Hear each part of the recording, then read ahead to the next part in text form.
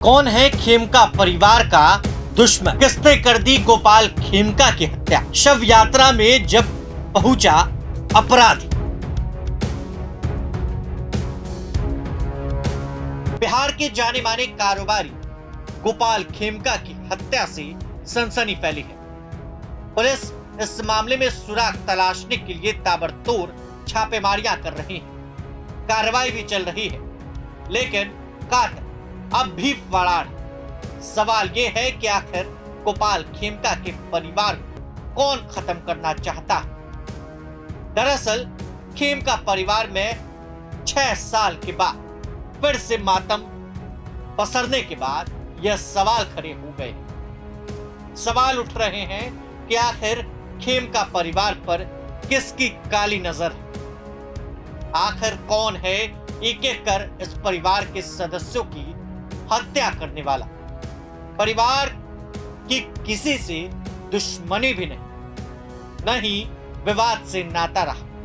इसके बावजूद हर कुछ वर्षों के बाद परिवार के एक सदस्य की हत्या कर दी जा रही है। साल 2018 में गोपाल खेमका के बेटे गुंजन खेमका की हत्या हाजीपुर में कर दी गई। इससे पहले उनके छोटे बेटे डॉक्टर गौरव खेमका पर कदम कुआं थाना अंतर्गत उनके अस्पताल के समीप गोलियों से हमला किया गया। उस दौरान उनकी जान बाल बाल बची।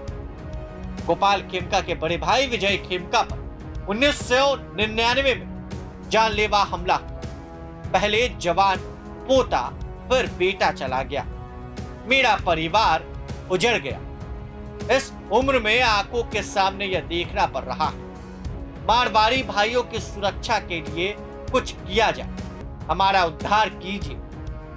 यह चित्कार गोपाल खेमका की मां की थी। 6.5 साल पहले बेटे की हत्या और फिर उसी अंदाज में पिता की हत्या से परिवार में डर और दहशत का माहौल है। इसे साजिश कहेंगे या संयोग कि गोपाल खेमका और उनके बेटे गुंजन खेमका की हत्या एक ही तरीके से की गई। 20 दिसंबर 2018 दोपहर करीब 11:30 बजे हाजीपुर इंडस्ट्रियल एरिया में फैक्ट्री के गेट के बाहर बाइक लगाकर बैठा अपराधी बेटे के आने का इंतजार कर रहा था। उनके पहुंचते ही उसने गोली मार दी।